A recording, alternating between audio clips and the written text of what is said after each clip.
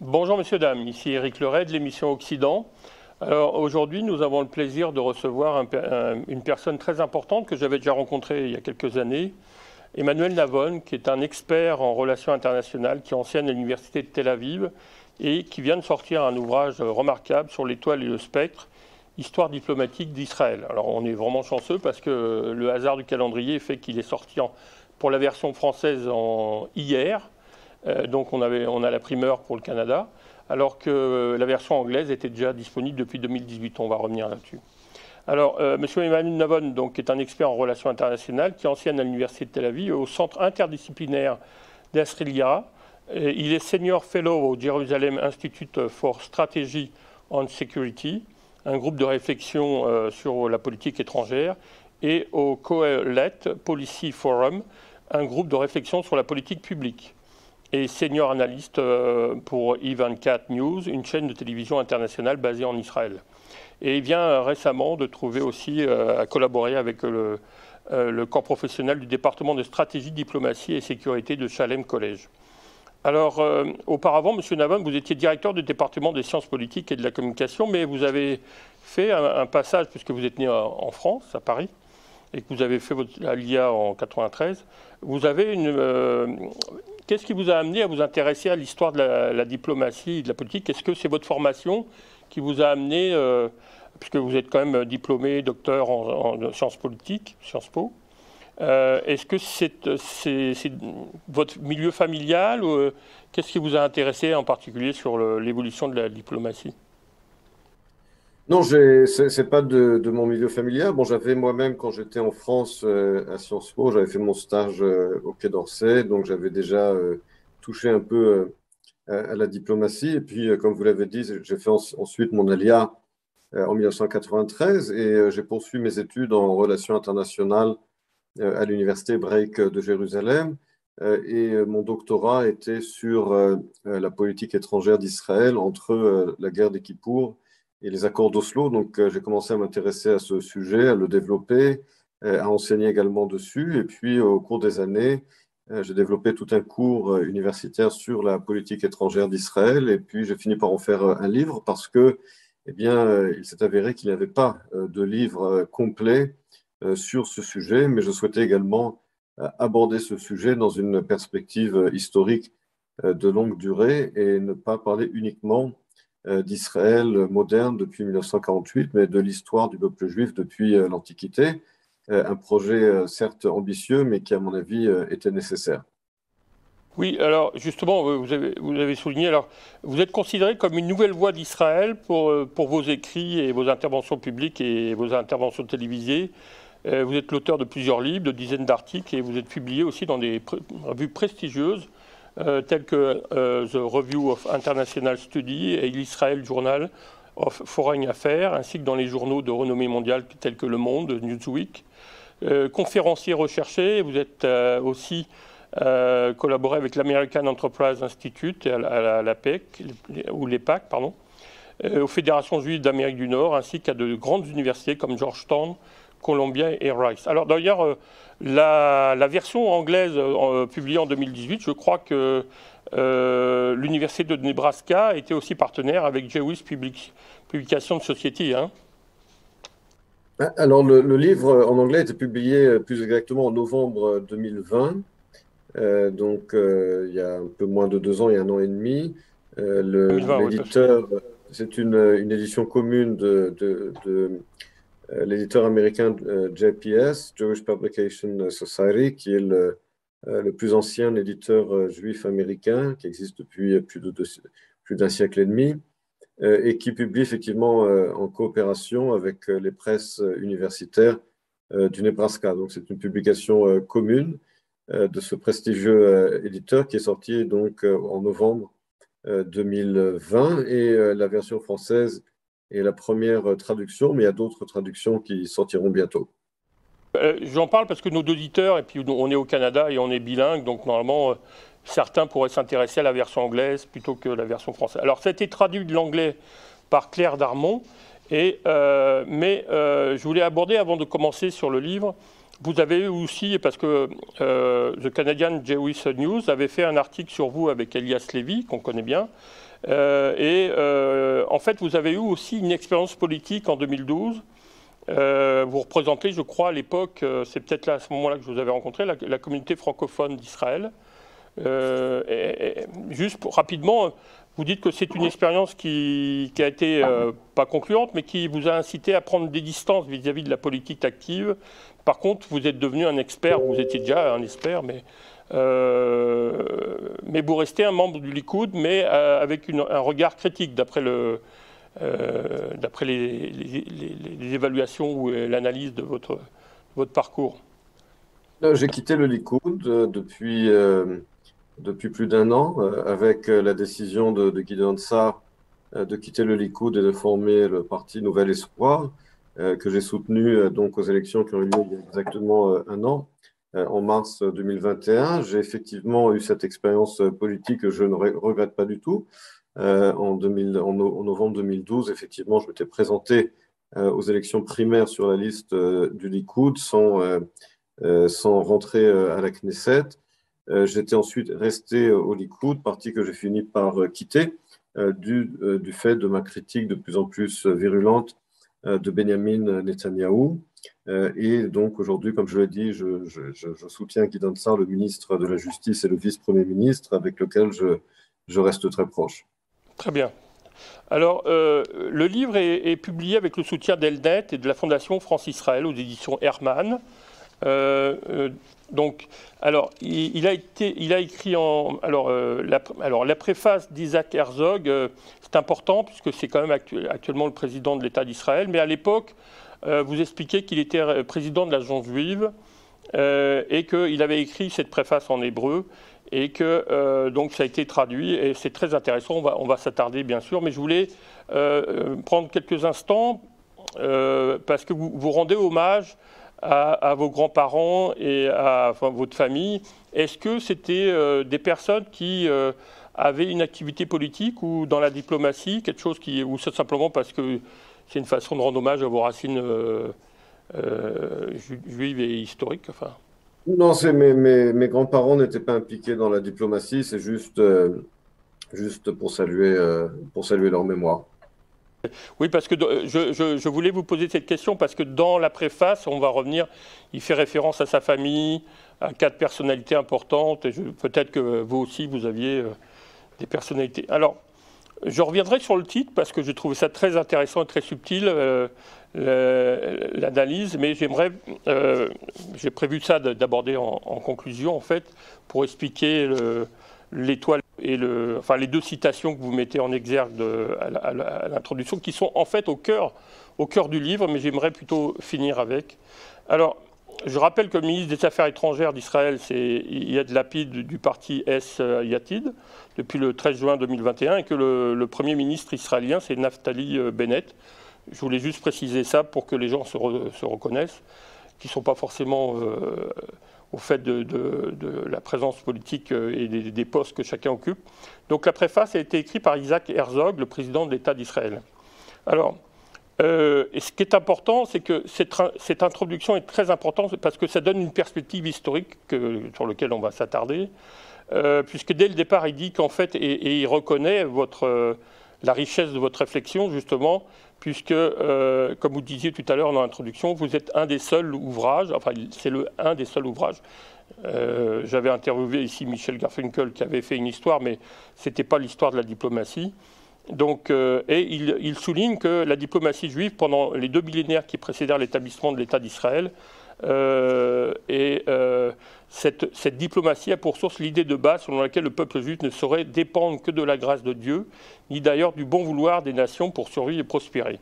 Donc dès le départ, il campe un rôle important et je trouve qu'il met bien en avant justement les 3 périodes qui sont l'époque biblique, l'exil et sa renaissance nationale.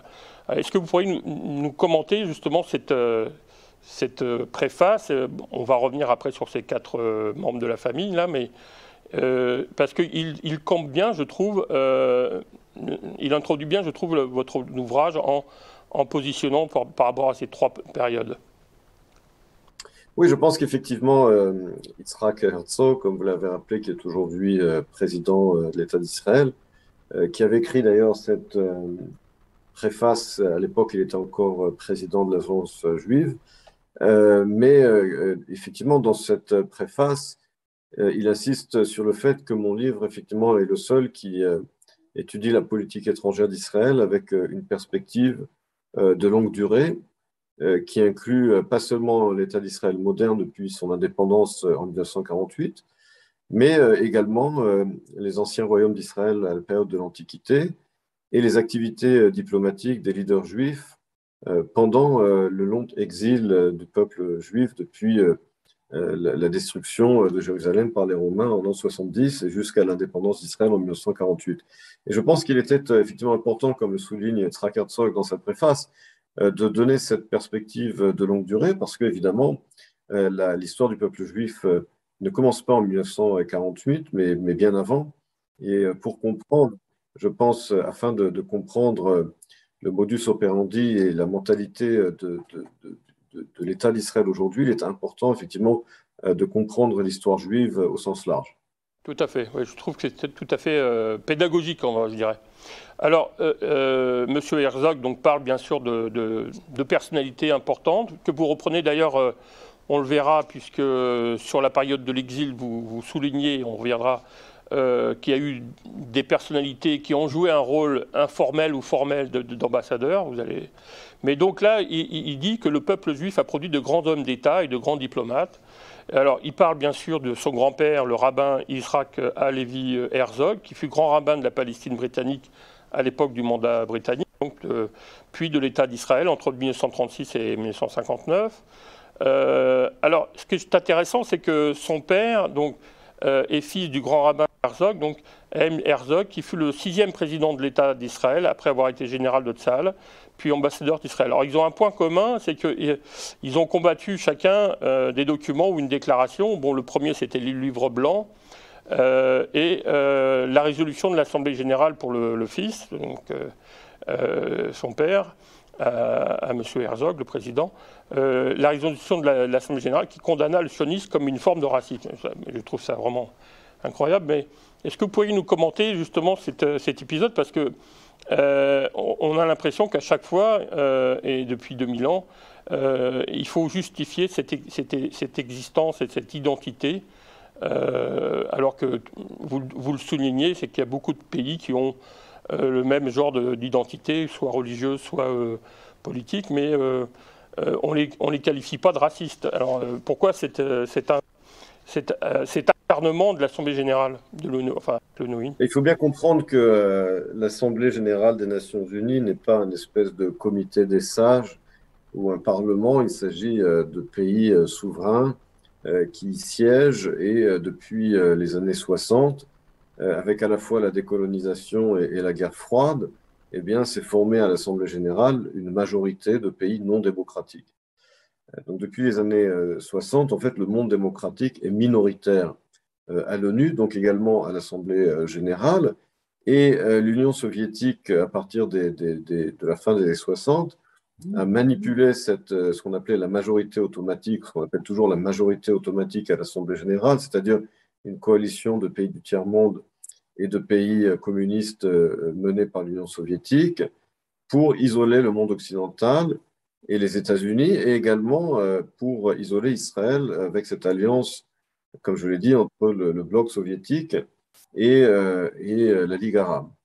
Et c'est ainsi que il faut bien comprendre qu'après la guerre de Kippour, les soviétiques et leurs alliés arabes au Proche-Orient avaient échoué dans leur tentative de faire perdre l'État d'Israël dans cette guerre.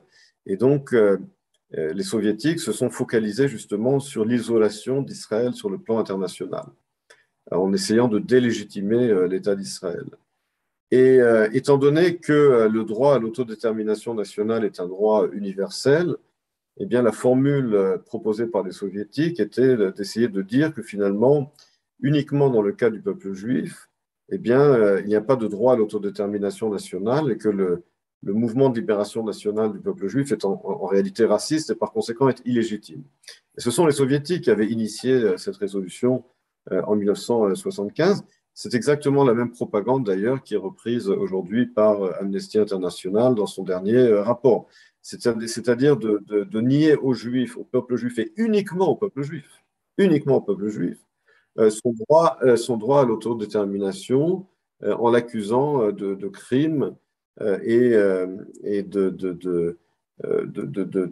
je dirais, de défauts internes qui n'existeraient que dans le cas du peuple juif. Autrement dit, seule l'autodétermination nationale juive, d'après cette théorie, doit être écartée. C'était, comme je l'ai dit, une initiative soviétique qui aujourd'hui a été reprise également dans le rapport diffamatoire de Amnesty International.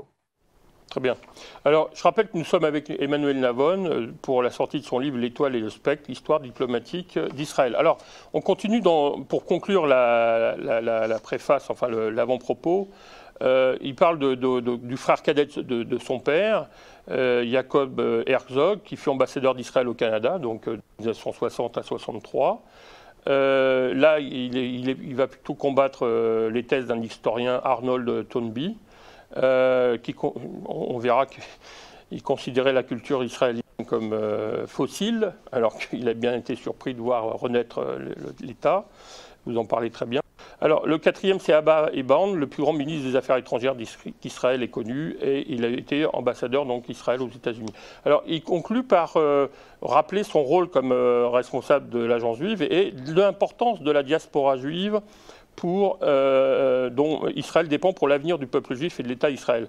Donc là, c'est comme une sorte d'introduction intéressante parce que l'histoire de la diplomatie israélienne, c'est aussi avec la diaspora juive. C'est important pour vous, ça?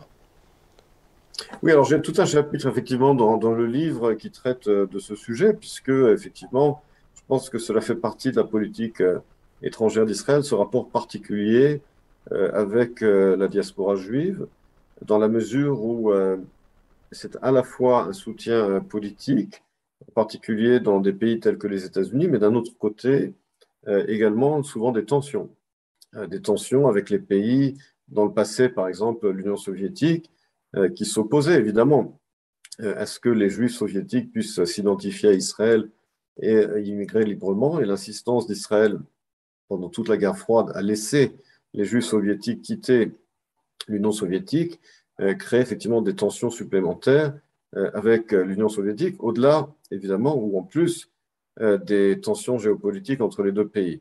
Donc ce lien particulier avec la diaspora fait partie intégrante de la politique étrangère d'Israël, puisque dans le cas de l'Union soviétique, par exemple, eh bien, elle créa des tensions diplomatiques dans le passé. Dans le cas des États-Unis, eh bien, cette relation est compliquée, puisque à la fois la diaspora juive américaine a joué dans le passé, joue toujours un rôle critique pour influencer les différents gouvernements américains, mais d'un autre côté, c'est une diaspora qui, ces dernières années, se montre de plus en plus critique, voire souvent distante vis-à-vis d'Israël.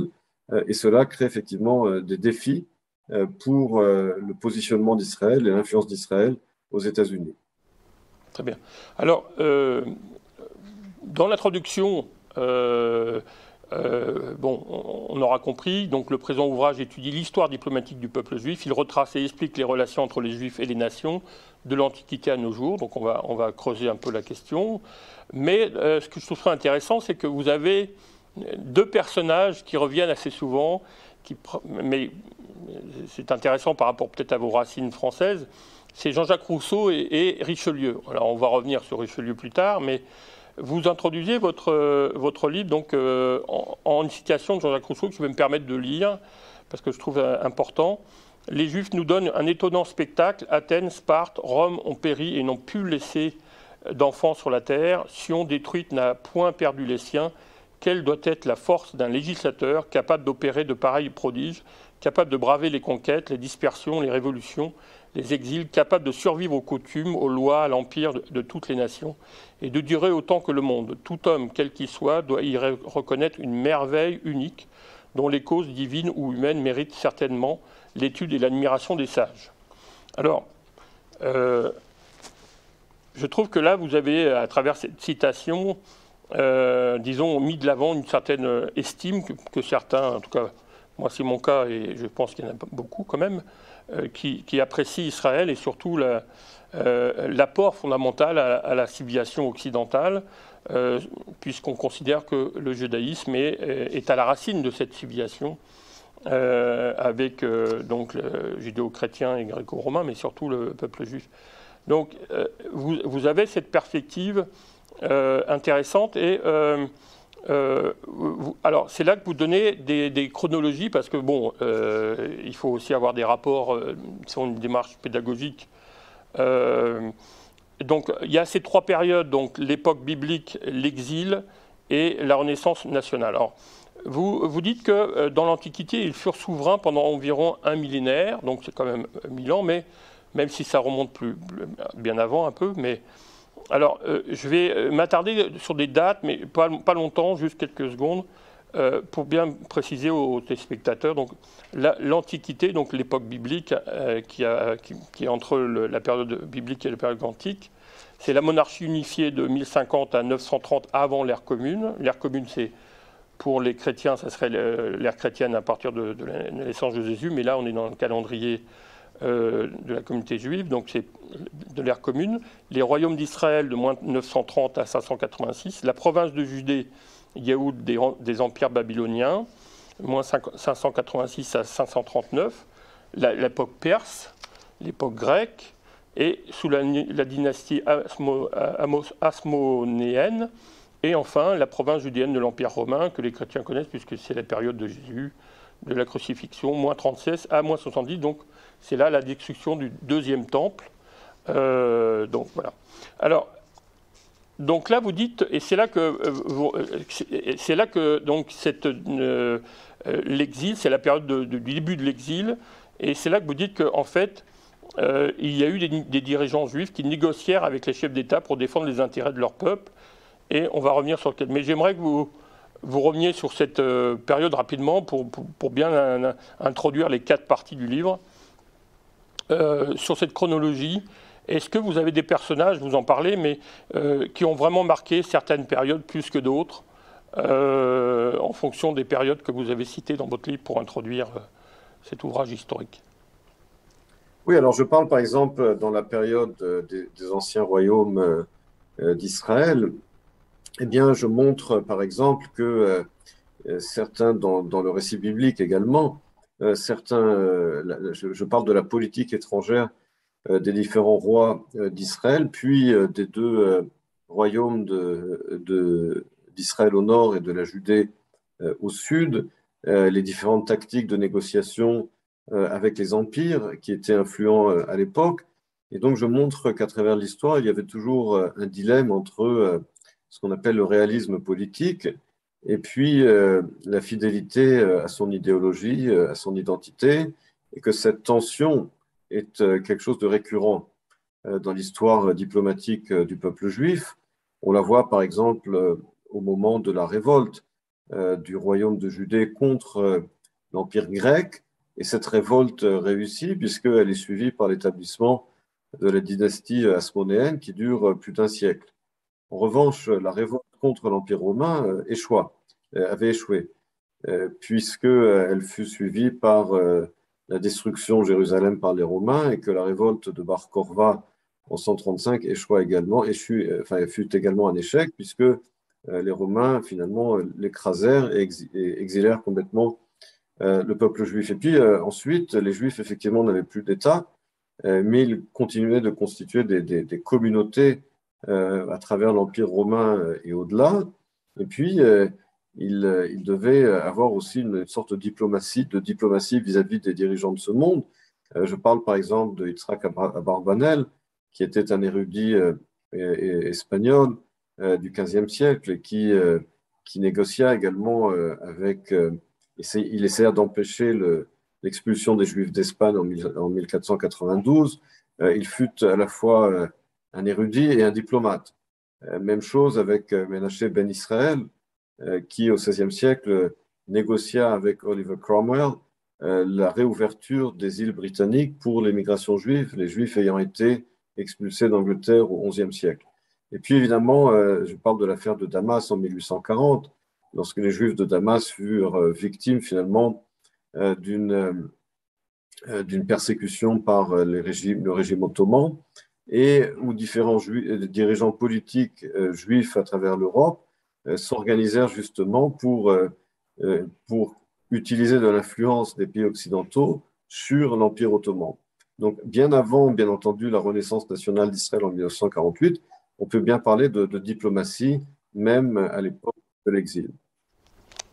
Oui, donc vous concluez d'ailleurs l'introduction par il existait donc bien une diplomatie juive en dépit de l'absence de souveraineté juive durant la majeure partie de l'histoire du peuple juif. Ça, c'est important. Alors, à propos de ce livre, donc ce livre comprend 4 parties. Donc, il y a Israël et les nations dans la Bible hébraïque, la diplomatie juive de l'Antiquité à la modernité, la renaissance d'Israël et le conflit israélo-arabe, Israël sur la scène internationale et Israël et la géopolitique de l'énergie. C'était un passage intéressant.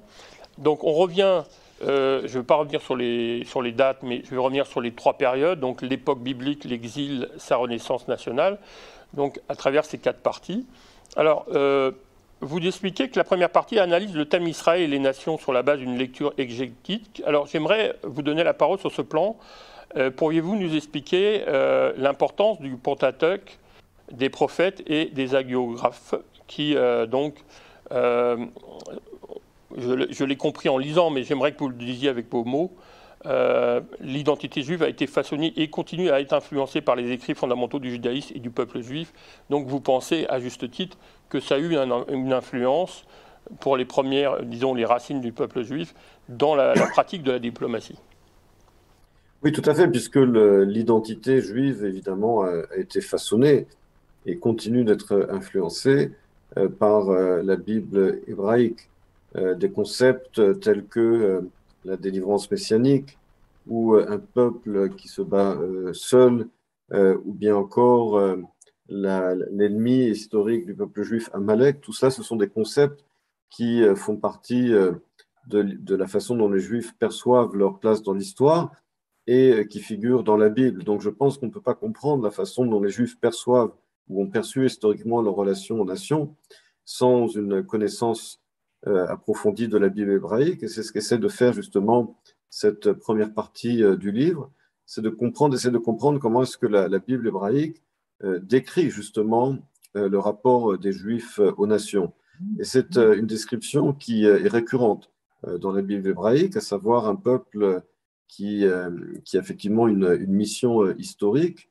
Mais ça, c'est important de comprendre, et ça répond peut-être aussi à la question de Jean-Jacques Rousseau, qui finalement s'émerveillait de la survie historique du peuple juif, c'est que contrairement aux autres peuples de l'Antiquité, eh bien, les Juifs considéraient leur revers historique non pas comme la fin de l'histoire, comme avaient pu le considérer d'autres peuples de l'Antiquité, mais comme une espèce de punition pour un mauvais comportement et qui serait suivi par la rédemption.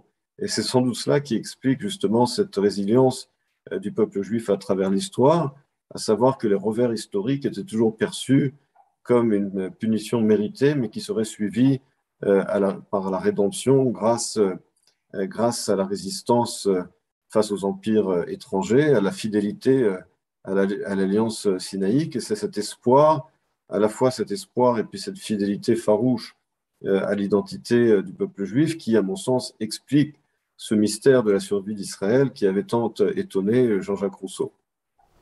Très bien. Tout à fait, c'est très intéressant. Alors, la deuxième partie, malheureusement, parce que ça serait intéressant bien sûr de s'attarder sur cette partie, parce que vous l'avez dit, la richesse de cette histoire biblique est importante, mais ça explique aussi, avec les guerres et puis les ruptures, comme la destruction du temple. Donc là, la diplomatie juive de l'Antiquité à la modernité. Alors, on a dit les dates, donc je n'ai pas besoin de revenir, mais en tout cas, donc, on passe de la période biblique à la période de l'exil. Donc, c'est le début de l'exil et le début en même temps de la Renaissance, puisque donc, la diplomatie juive de l'Antiquité à la modernité traite de la politique étrangère des anciens royaumes d'Israël, et vous en avez parlé un peu tout à l'heure, jusqu'à la destruction de la province judéenne par les Romains en 70, donc avec, bien sûr, on avait fait dans différentes émissions, on voyait que la plupart de la communauté juive a été, on les retrouve au Maghreb, on les retrouve en Allemagne, on les trouve à Rouen, par exemple. J'avais fait une émission sur le plus grand école juive à Rouen, par exemple, et même en Angleterre. Enfin, et là, donc, enfin, on éparpille en fait le peuple israélien dans différents lieux en Europe. Et c'est là qu'il y a certains chapitres très intéressants sur la diplomatie des diasporas juives en Europe, du Moyen-Âge, à l'émancipation. Est-ce que ce n'est pas justement au moment de la destruction du deuxième temple que, en fait, la diaspora, ça paraît évident, mais c'est bien de le rappeler, on parlait de l'importance de la diaspora, est-ce que ce n'est pas là justement qu'on change de rapport à Dieu et que c'est le règne des rabbinats qui émerge et que l'importance de la diaspora se met en place en Europe au Moyen-Âge, mais aussi avec l'émancipation, avec, disons, jusqu'au XIXe siècle, avec le mouvement sioniste. On sent quand même que ce choc de la destruction d'Israël, bon, même s'il est resté une communauté quand même sur place, c'est vraiment la naissance de cette diaspora, on va dire. Oui, alors comme je l'ai expliqué, le narratif biblique est unique dans la mesure où il parle d'une alliance irréversible entre Israël et Dieu, le Dieu d'Abraham, d'Isaac et de Jacob. Mais effectivement, le rapport à la terre d'Israël dans la Bible hébraïque est décrit finalement comme contractuel. C'est-à-dire que contrairement, par exemple, au concept allemand de Vaterland, la père patrie ou la mère patrie en français, ou chez les Malaisiens, ils se décrivent comme des Bhumiputras, c'est-à-dire les fils de la terre. Eh bien, dans le narratif biblique, il n'y a pas l'homme n'est pas né, n'est pas lié à sa terre de façon organique. Le droit du peuple juif à sa terre est, dans le narratif biblique, contractuel. C'est-à-dire que si les Juifs respectent l'alliance sinaïque, eh bien, ils seront souverains et libres. Sinon, ils seront punis et en exil jusqu'à ce qu'ils reviennent à l'alliance sinaïque. Et c'est ce narratif, finalement, comme je l'explique dans mon livre, qui sans doute explique pourquoi les Juifs ont survécu, parce qu'ils ne perçurent jamais, comme je l'ai dit tout à l'heure, leurs échecs historiques comme la fin de leur histoire, mais simplement comme une étape. Et une fois qu'ils deviennent exilés au sein de la chrétienté et de l'islam, eh bien, les deux nouvelles religions monothéistes universelles qui sont nées finalement du judaïsme considèrent également que finalement elles ont remplacé l'alliance historique de la Bible hébraïque et considèrent les Juifs finalement comme des rebelles qui refusent d'accepter aussi bien le christianisme dans le cadre de la chrétienté que l'islam dans le cas évidemment du monde musulman. Et les Juifs deviennent un peuple en exil et ils sont considérés effectivement comme tels, comme un peuple en exil. Et lorsque vient la Révolution française, se pose la question effectivement, puisqu'on parle de droit universel, de droits de l'homme, eh bien, que faire des Juifs, puisque les Juifs sont un peuple, mais ils vivent en France et donc ils sont censés avoir maintenant les mêmes droits et même la nationalité française. Mais comment peuvent-ils avoir une nationalité alors qu'ils appartiennent à une autre nation? Et c'est là que les choses se compliquent, puisque les Juifs ont cette particularité d'être à la fois un peuple, une nation, mais également une religion. Et c'est là finalement que la Révolution française, pour résoudre ce paradoxe, finalement exige des Juifs d'abandonner la composante nationale de leur identité. C'est la fameuse déclaration du député Stanislas de Clermont-Tonnerre à l'Assemblée nationale en 1789. Il faut tout accorder aux Juifs comme individus et rien comme nation. Et c'est également l'exigence de Napoléon Bonaparte vis-à-vis des rabbins de France lorsqu'il convoque le Sanhédrin en 1806 et finalement demande aux rabbins de France de déclarer que les Juifs ne sont plus une nation, mais uniquement une religion, et qu'ils s'agrègent à la nation française. Mais les Juifs ont été obligés de faire cette déclaration. Et finalement, lorsque éclate l'affaire Dreyfus, le journaliste juif autrichien Theodor Herzl, qui est le correspondant de Neue Freie Presse à Paris, lorsqu'il s'aperçoit qu'en dépit du fait que les Juifs ont joué le jeu dans la mesure où ils ont intégré la nation française, et bien malgré ça, Alfred Dreyfus, qui est l'ultime exemple de cette intégration et de cette assimilation, puisqu'il est devenu officier dans l'armée française, et bien continue d'être désigné comme un juif, comme les Juifs comme une nation à part. Et donc Herzl conclut que cet accord non écrit depuis la Révolution française, depuis Napoléon Bonaparte, n'a pas été tenu par la République française, par la France, et donc que l'accord a été résilié et que les Juifs doivent donc en tirer les conséquences et se reconstituer comme nation, d'où sa décision d'initier, de former, de créer le Congrès sioniste mondial en 1897. Très bien. Alors, messieurs, dames, je vous rappelle que nous sommes avec Emmanuel Navon pour parler de son livre L'étoile et le spectre, histoire diplomatique d'Israël.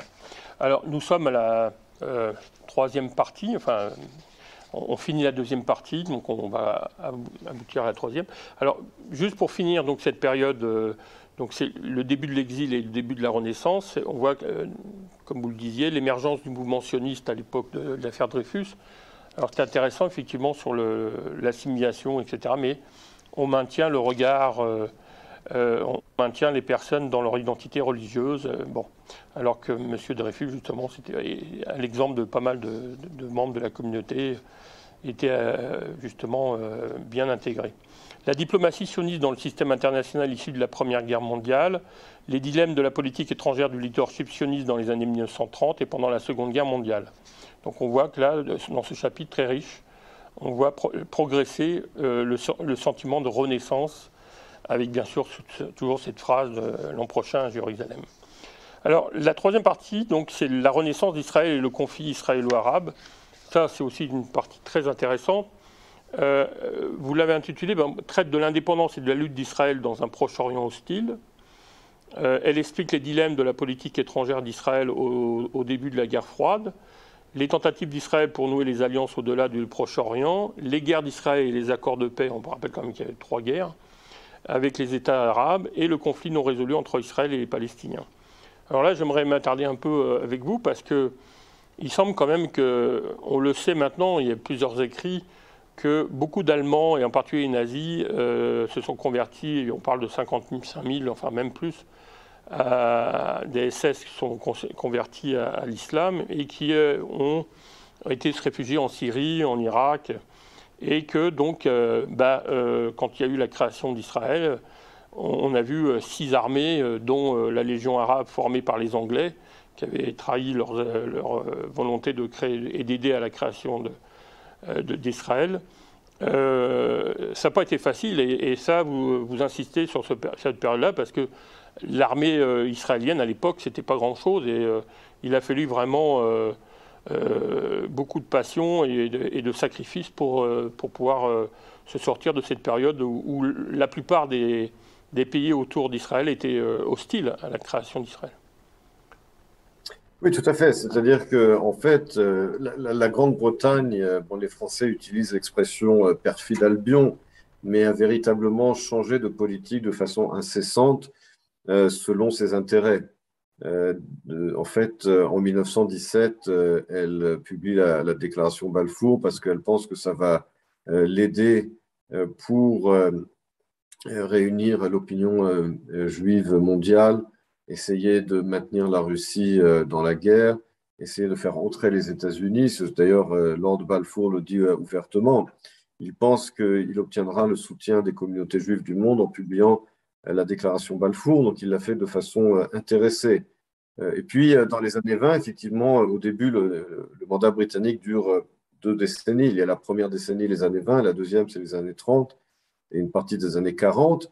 Et lors de la première décennie, les Anglais, plus ou moins, jouent le jeu. Mais à partir de la deuxième décennie, là, par contre, ils font marche arrière. Ils font marche arrière parce que, eh bien, ils voient que le système international créé à la conférence de Versailles est en train de se désintégrer, qu'il y a de plus en plus une confrontation mondiale entre les démocraties et les régimes fascistes d'Europe centrale. Et donc, ils essaient d'apaiser pas seulement Mussolini et Hitler, mais également les dirigeants de leur empire, les dirigeants arabes de leur empire, qui s'allient progressivement avec l'Allemagne nazie. En particulier le grand moufti de Jérusalem, Hajj Amin al-Husseini, qu'ils ont eux-mêmes nommé, et qui s'avère être non seulement un antisémite notoire, mais également un allié très ferme de Adolf Hitler. Et c'est justement pour tenter d'apaiser al-Husseini que les Anglais finalement remettent en cause le mandat et la déclaration Balfour en réduisant au minimum, voire à rien, l'immigration juive et l'achat de terres par les Juifs. Tout cela pour apaiser al-Husseini, mais cela ne sert à rien, puisqu'évidemment, al-Husseini, comme on le sait, s'alliera avec Hitler pendant la guerre, Mais effectivement, les Anglais reviennent sur cette politique et cela, évidemment, les amène à publier le fameux livre blanc de 1939 qui renie leur engagement à créer un foyer national juif et qui les amène à complètement stopper quasiment l'immigration juive et l'achat des terres. Et comme vous l'avez rappelé tout à l'heure, c'est à ce moment-là que le grand rabbin du mandat britannique de l'époque, donc le grand-père de l'actuel président de l'État d'Israël, c'était Yitzhak Halevi Herzog, déchire publiquement le livre blanc qui finalement trahissait la déclaration Balfour. Ah, très bien, très intéressant. Alors, c'est sûr que là, on va dire l'avant-dernière partie, on parle d'Israël sur la scène internationale. Alors, d'après les statistiques, et vous en parlez dans vos interviews, Israël est devenu la 11e puissance mondiale, donc en à peine 70 ans, enfin, à peine moins d'un siècle, on va dire. C'est devenu une puissance internationale, reconnue, contestée, mais reconnue. Et vous dites donc la quatrième partie, donc Israël sur la scène internationale, décrit et explique la politique étrangère d'Israël depuis 1948 à nos jours. Elle couvre les relations entre Israël et l'Europe, les États-Unis, la Russie, l'Asie, la Russie on en parle pas mal aujourd'hui, l'Afrique, l'Amérique latine, les Nations Unies et les diasporas juives. Ça c'est important, on revient là-dessus. Alors rapidement, comment vous pouvez commenter un peu cette envergure internationale qui, depuis 1948, est devenue vraiment une société 11e puissance mondiale, quoi. C'est avec la création, l'innovation. Alors je pense que un des éléments clés effectivement dans cette force, c'est la créativité scientifique, économique, le fait que l'économie israélienne soit très dynamique, soit très innovante, la fameuse Startup Nation, mais également qu'Israël soit devenu véritablement le point d'ancrage aujourd'hui d'une majorité du peuple juif. Alors tous les juifs, évidemment, ne se reconnaissent pas dans Israël, mais en tout cas, Israël est devenu véritablement un centre culturel très dynamique et est devenu véritablement le point d'ancrage du peuple juif, alors que dans le passé, eh bien, ce point d'ancrage était plutôt aux États-Unis, la plus grande communauté juive du monde, la plus puissante, la plus influente. Eh bien, aujourd'hui, ce point d'ancrage est en Israël. C'est Israël aujourd'hui qui est le dépositaire, je dirais, de l'identité, de la sécurité du peuple juif, alors même qu'il y a des taux d'assimilation énormes aux États-Unis. Donc ce succès, il n'est pas seulement économique et matériel, mais également culturel, spirituel, identitaire et civilisationnel.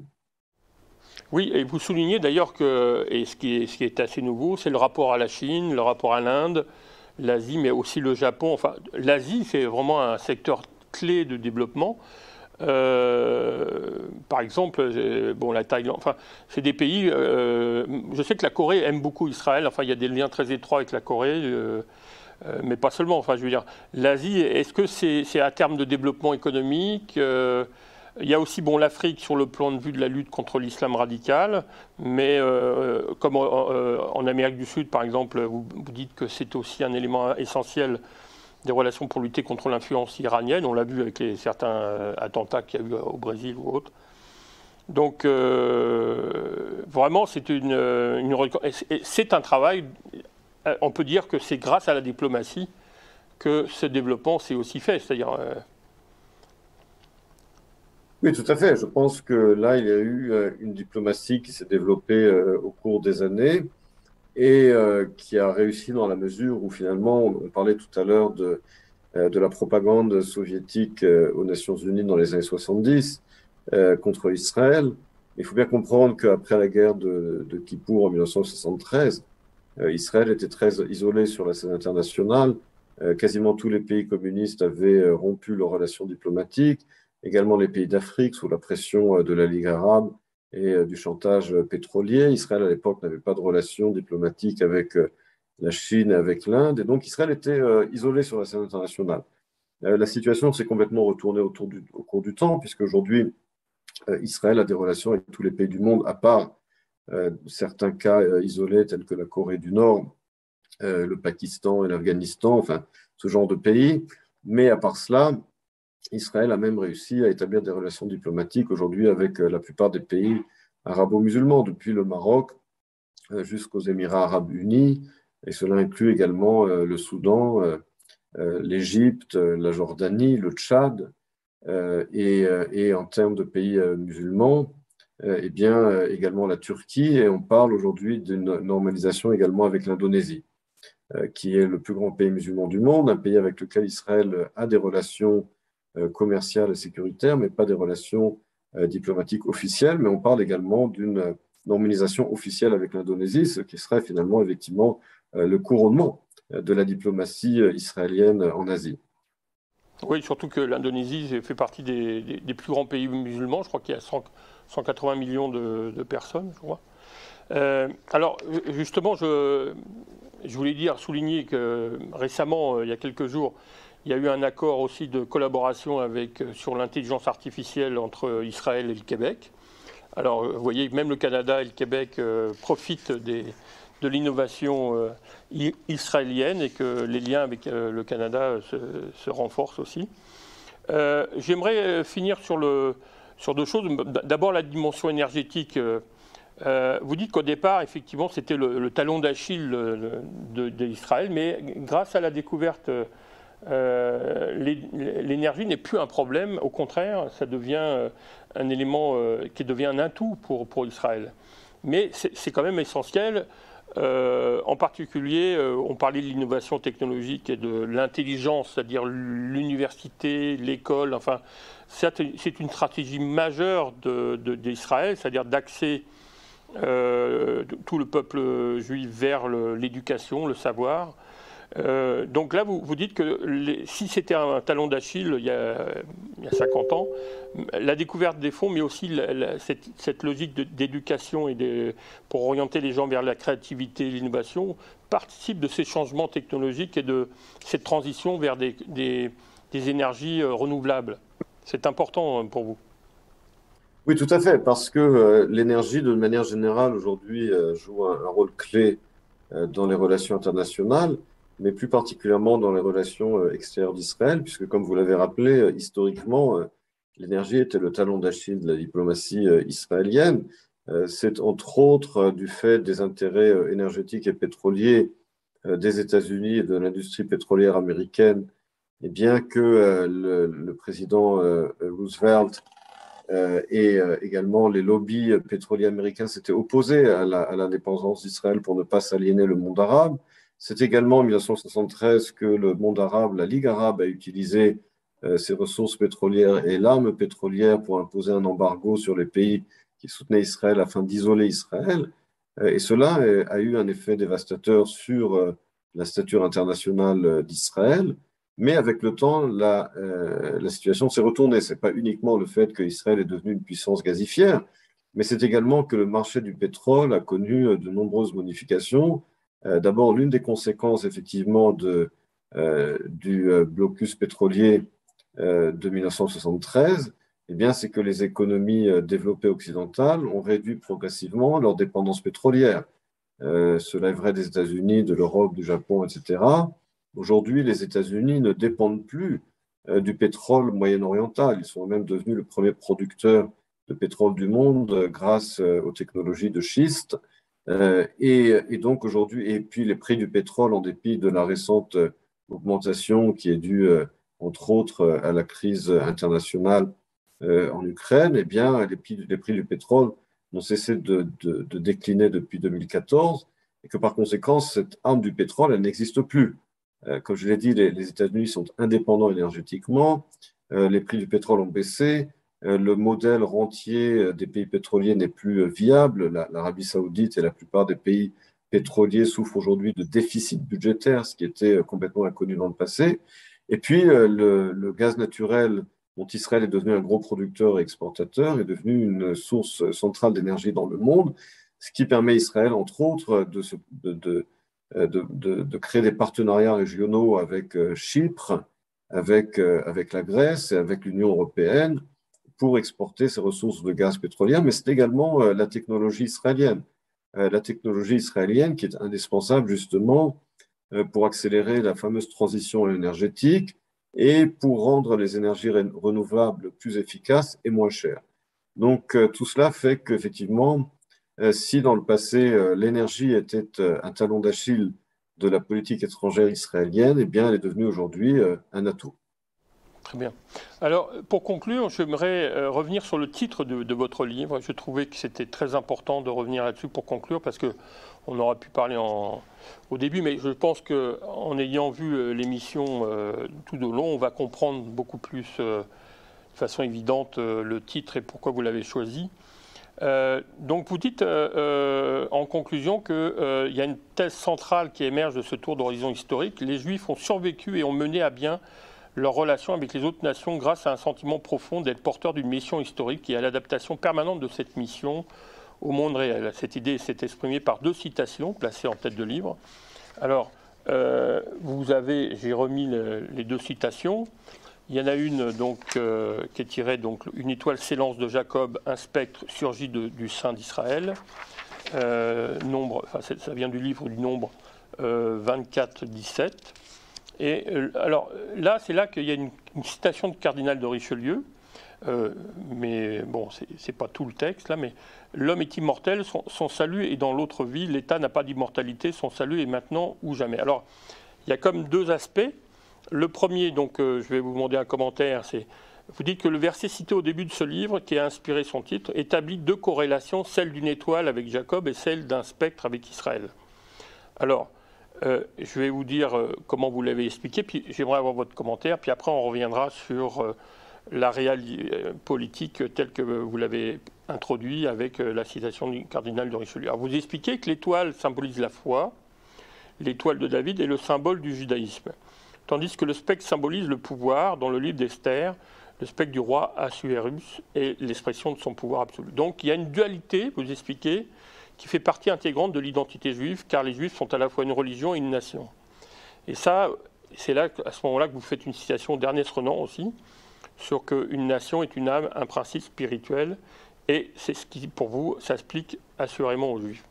Alors, vous dites que la diplomatie est l'expression de cette dualité, et qu'on est pris entre, suivant les périodes, justement, période biblique, période d'exil ou la Renaissance, et puis un peuple souverain qui associe donc le symbole du pouvoir et de la religion ou de la foi. Alors, comment ça vous est venu pour choisir ce titre? Est-ce que c'est parce que vous avez une culture religieuse qui vous a permis de faire montrer, enfin de faire émerger ça et que ça s'est imposé à vous comme titre du livre?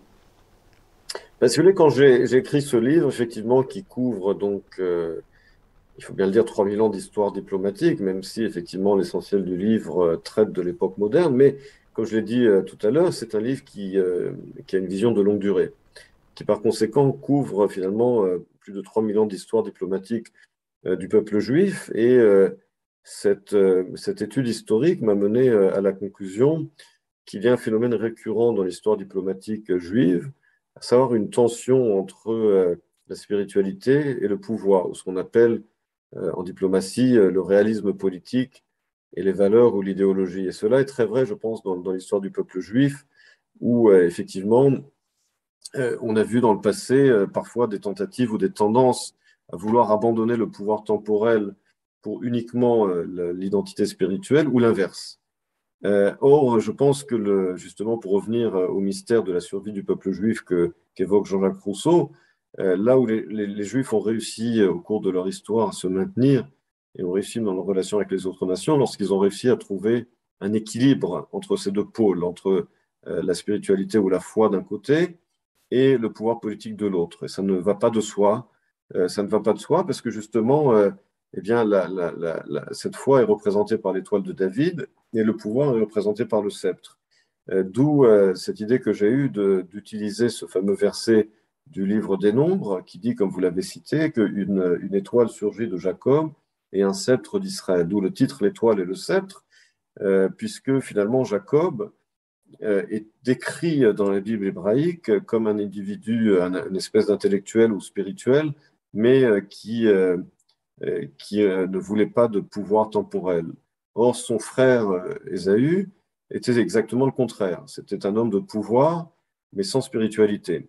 Or, Jacob reçoit le nom Israël uniquement après qu'il ait prouvé sa capacité, sa volonté de se battre dans le monde réel et d'utiliser la force pour préserver l'héritage spirituel qu'il avait reçu d'Abraham et d'Israël. Et donc, justement, le nom Israël est censé symboliser cet équilibre.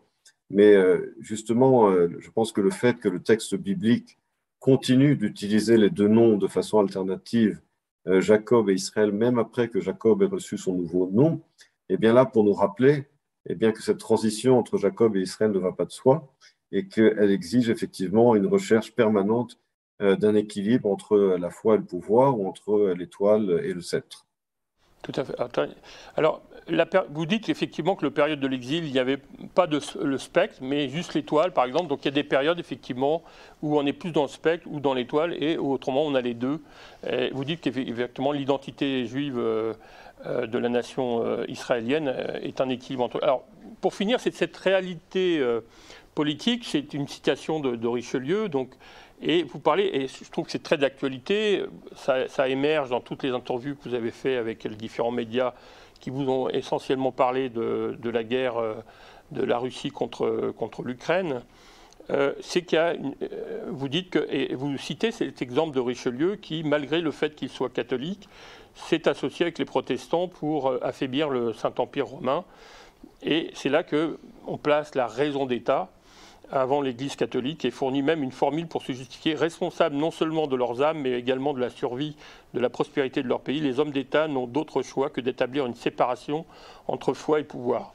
Donc j'aimerais conclure là-dessus parce que je trouve que c'est très important ce que vous dites et que même, en fait, comme disait peut-être Ben Gourion, Israël est devenu une société comme les autres et donc elle a aussi une raison d'État et des intérêts à défendre. Oui, alors je trouvais intéressant cette phrase de Richelieu parce que lui aussi, finalement, exprimait dans cette phrase cette tension de l'homme de foi qui est aussi un homme de pouvoir. Parce que Richelieu était à la fois un haut représentant de l'Église catholique en tant que cardinal, mais c'était également un homme d'État français. Et donc, il fit l'expérience lui-même également de cette tension entre le réalisme politique et les valeurs ou la foi dans son cas, puisque lorsqu'il était confronté à ce dilemme dans le cas de la guerre des 30 ans, cette guerre civile entre protestants et catholiques au sein du Saint-Empire romain germanique, eh bien, en tant que cardinal, il aurait dû évidemment soutenir les catholiques. Mais il fit le choix justement de soutenir les protestants pour affaiblir, d'abord pour faire durer cette guerre civile, et la faire durer pour affaiblir son rival continental qui était le Saint-Empire romain germanique, pour que la France émerge comme la puissance dominante du continent européen. Et donc il fit le choix de la réelle politique, ou bien en français de la raison d'État, un concept que lui-même avait développé, au détriment justement de ses valeurs et de ses principes en tant qu'homme d'Église. Et il justifia finalement cette différenciation en expliquant avec sa fameuse phrase eh bien, que la foi a trait à l'âme humaine, l'homme est immortel, son salut est dans le monde futur, mais l'État, lui, n'a pas d'immortalité, son salut est aujourd'hui et maintenant ou jamais. Et donc cette formule finalement permet à Richelieu, si vous voulez, de garder son habit ecclésiastique tout en adoptant une politique d'intérêt national, certains diront même cynique, mais cela, si vous voulez, rejoint un peu dans le cas de Richelieu d'un point de vue chrétien, cette tension et ce dilemme que je décris dans le cadre de l'histoire juive entre intérêt et valeur, ce qui est un des dilemmes classiques de la diplomatie. C'est vrai de la diplomatie en général, mais c'est vrai, je pense encore plus de la diplomatie du peuple juif à travers son histoire. Très bien. Monsieur Navon, je voudrais vous remercier pour nous avoir accordé un moment de votre temps. Je rappelle que vous êtes en direct d'Israël. Donc il y a plus de 7 heures de décalage. Et nous étions avec Emmanuel Navon pour parler de l'étoile et le spectre, l'histoire diplomatique d'Israël, publié avec le soutien d'Elnet et de la Fondation France-Israël aux éditions Hermann, donc www.éditions-hermann.fr, et qui a aussi une version anglaise, donc vous pouvez vous procurer ces deux ouvrages, ces deux versions. Alors, je vous laisse le mot de la fin, Monsieur Navon, mais... D'abord, c'est moi qui vous remercie pour m'avoir invité à votre émission et présenter mon livre. J'avais moi-même eu la chance de me rendre au Québec il y a quelques années, je crois que c'était en 2011 ou en 2012, et j'avais eu un grand plaisir effectivement à rencontrer les différents membres de la communauté et les différents représentants que j'avais rencontrés au Québec à l'époque. Et c'est pour ça que j'attache beaucoup d'importance, entre autres, à la publication de mon livre en français, pour qu'il puisse atteindre les lecteurs pas seulement en France et en Europe, mais également dans le Canada français et au Québec. Et je pense que cette culture québécoise et francophone que vous préservez dans cette Amérique du Nord anglophone est très importante. Et cela rappelle justement cette persévérance que l'on retrouve également chez les Juifs, et bien on la trouve également chez les Québécois. Cet attachement à son identité et à sa culture, c'est quelque chose aussi qui unit nos deux peuples. Très bien. Merci beaucoup et à une prochaine fois. Merci, messieurs, dames. Oui, à bientôt. Merci, messieurs, dames, pour votre attention. À une prochaine fois. À bientôt.